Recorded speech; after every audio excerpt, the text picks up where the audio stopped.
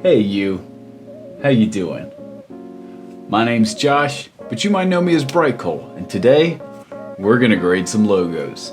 We're gonna grade 3 of them to be precise, from an individual named Jon Hamilton. That's right, all 3 logos today are from the same person who is also a logo designer for churches. They all came in, I looked at them and said, ooh, but before we go any further, take 1 second and like and subscribe if you haven't already. Would love to hear from you. Without any more fanfare, preparatory statements, or ado, let's get started.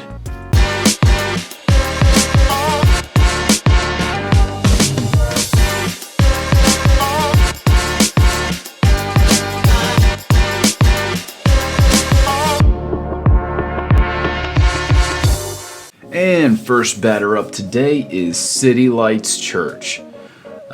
Grading this against the 3 S's. Does it work in single color? Yes, I think maybe this little sunshine loses some meaning in single color, but all in all, I think it's just fine.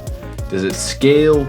Yes, I'm a little nervous about how tight some of these lines are, and some of that getting a little muddled at smaller sizes, but all in all, I think it's strong there too. And does it tell this church's unique story? Yes, again to a degree, but I think there's some things we can improve upon, but I think we can go even further there. So I would give this a B-, and let's go ahead and jump into some edits. So you can see here, I've already got some of these outlines made in advance just to save time on camera. That's not really super fun watching me rebuild things.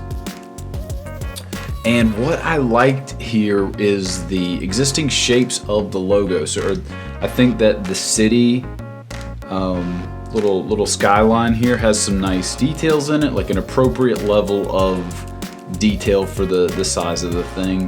But what I wanted to try and do was sneak in the initials CL into the cityscape here. So here you can see this is one of my dummy guides that I use. I'll just draw a green square or circle or whatever to measure my distances between elements. Because spacing is one of those things, nobody's ever gonna, unless it's some kind of designer or something, nobody's ever gonna walk up to you and say, hey, that spacing seems off, unless it's just really bad off. But when the spacing is just like on point and everything has been measured out effectively, it feels nicer. It just gives you that kind of subconscious feeling of rest, and it feels like somebody has thought through the things, even if you never really noticed. So here I'm trying to maybe tie in some light rays or tie in with our city theme, but ended up going simple here, just adding a little sun peeking over the skyline here. Would play with thickening up some of those lines, might try some other typefaces for the main word mark there, but in the name of trying to stay similar to the original mark, I ended up sticking with something that felt kind of like our letters here. And you can notice just a few steps ago, I removed the rounding from my edges. I wanted to match the text a little bit better. And yeah, and then we move into just kind of trying to unify some of this stuff. If you're asking me, these are some of the types of edits that I would make on this one. All in all, great logo. Number 2 today is Vineyard Church. Does it work in single color? Yes. Full credit. Is it scalable? Yes. Might knock off a few points there because of this little something we'll talk about in a second. And does it tell the unique story? Vineyard Church, you got the V, you got the leaf. I think it's great. Could it be better? Maybe, but I think that's a stinking great mark for what it is. So I give this, I think this might be our first A+ on the Grade My Logo here. I think it is fantastic. Great job, Jon, on this one. So yeah, really the only edit that I might consider would be opening up this little vein in the leaf, just to help when you zoom out, add a little bit more space between the 2 elements, just so when you zoom out it's still clear. Again though, fantastic job. That one's great. And the last one up for today is called Local Vineyard Church. Now, I am loosely familiar with the Vineyard church family. I'm not sure if it's a denomination or a franchise, if you will, but I get it. Like, they are a kind of a branch of churches, no pun intended. So here we've got a couple of competing elements. We've got our sun, we've got these rays that could be the roof line of a house, I'm not sure. It's an interesting shape, and this thing by itself is very cool. But then we've also got local with some of these blended together. Really love the way the C goes into the A.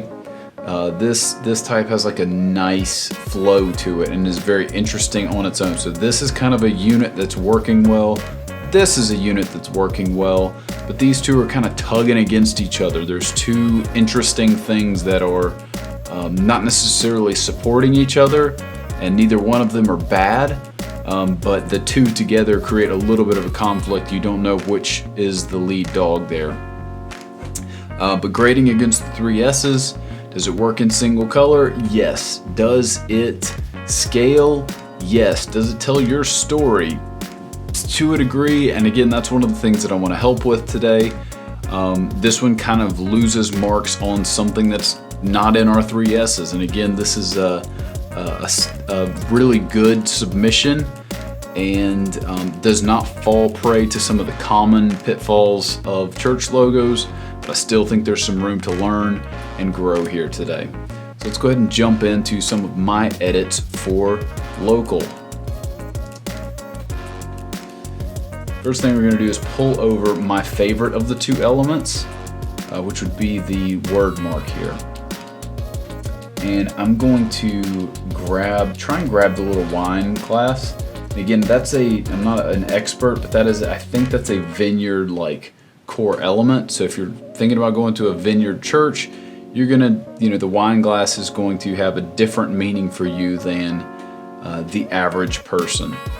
So one of the ideas was to just use the outlined wine glass, another one to use the totally empty one, and then here I wanted to add a little bit of movement to the logo and add a little bit of liquid wine, presumably, or communion juice, or whatever your flavor is, and give it a little bit of a swirl.